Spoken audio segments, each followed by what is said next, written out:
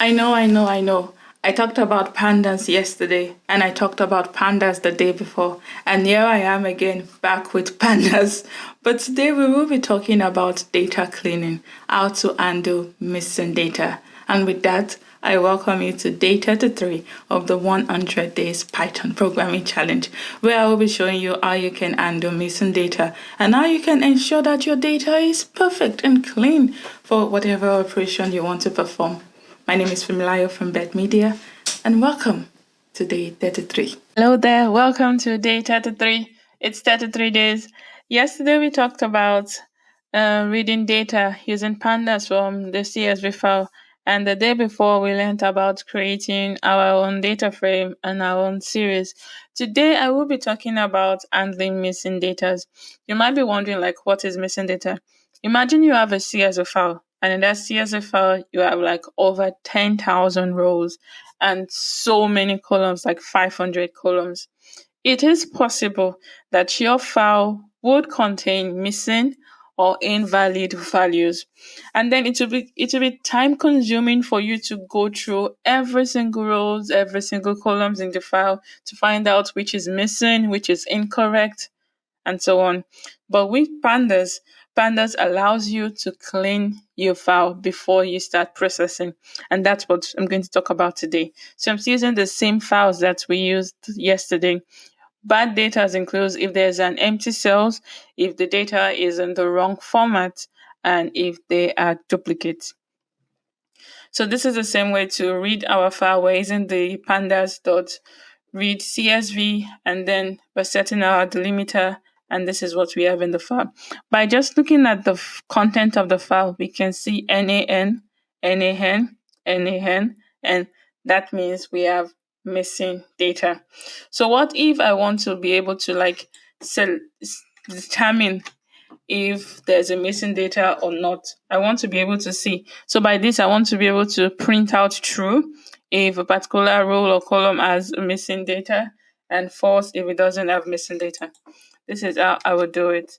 So missing value equals to df dot is null. So it's checking through my entire data frame to find the part that is none, that it doesn't have value, and then it will print either true or false based on what it finds. And when I run this, you see we have lot of falses, and then in between you see we have true. So that means is null, is true.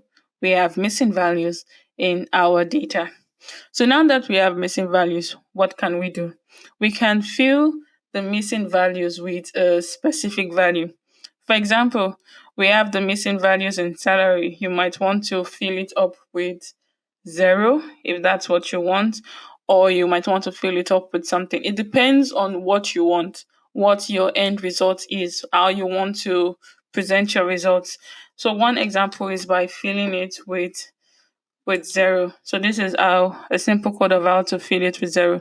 Still using our df, which is our data frame. We use is null to be able to print out that when it's null, and then we're using fill na. So we're going to fill when it's null with 0.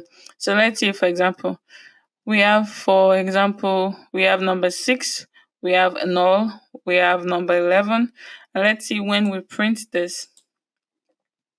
So now number 6, we don't have null anymore. It's now replaced with 0. Again, you can fill it with whatever you want. You can fill it with whatever you need. And also, here we're able to fill every column. You can see that filling here with 0 might not actually do the trick, because here is city, and your city might be like strings of values.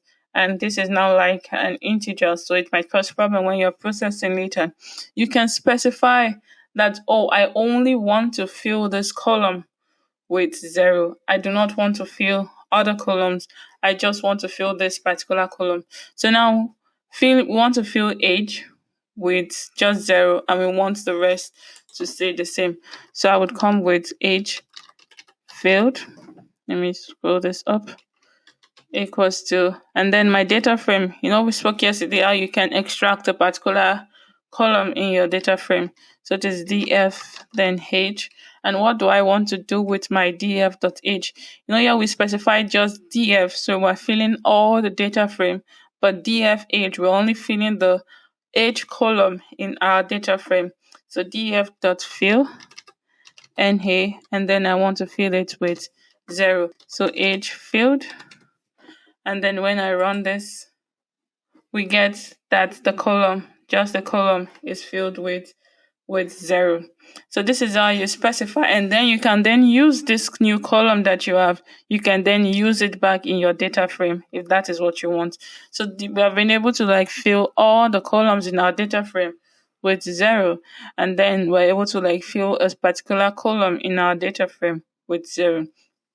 So what if you don't want to fill with column because you have large data, and then any data that has missing values, maybe that means the entire row is corrupted and then you cannot use it for whatever you plan to do. You might want to drop the missing value. So you can decide to drop the columns, the rows, or anyone that has missing values. So what this will do is to go through your entire data frame. If it finds a missing value, that entire row is dropped. Goes to the next. If there's a missing value, the entire column row is dropped. So you just want the data that has the complete value. So let me show you how you do that. So we'll have data dropped equals to, then we have our df, which is our data frame, and then we'll use drop NA. We've used fill NA to fill it. Now to drop, we use drop NA. And then when we have data drop, all the rows that have missing values, they will suddenly disappear. We currently have 13 rows, and 6, 7, 10 have missing values. 11, 12 would be dropped. And then when I run this, you see they are all dropped. So this is our rows that contains complete data. So if that's what you want to do for your project, for your experiment or so, you can drop all the rows that have missing values. So here you see we've dropped our rows. Then what again if you just want to drop the column? So instead of dropping the rows, you want to go through the entire column, and then if you have a missing value, that entire column goes. So you see here we have missing values, here we have missing value, here we have missing value, and then we want that column gone that doesn't have missing values. So this is how we would achieve that. We want to drop the columns with missing value. So we'd have our df drop NA, and then our axis will be 1. So we see that our columns that doesn't have missing values are the name and the sex column. So when I return this, when I run this, we have name and sex. These are the only columns without a missing value. The final method that I will talk about today is renaming a column. So you can choose to rename columns if that's what you want, and this is the code we'll be using. We want to rename our name column to first name. You might be wondering what in place true is. If you use in place true, it means the renaming is done on the original data frame and you're modifying it in place without creating a new copy. But if you use in place false, it will return a new data frame with the rename column, but will not change the original data frame. So depending on what you want, do you want to change the original data frame, or would you like to create a new copy?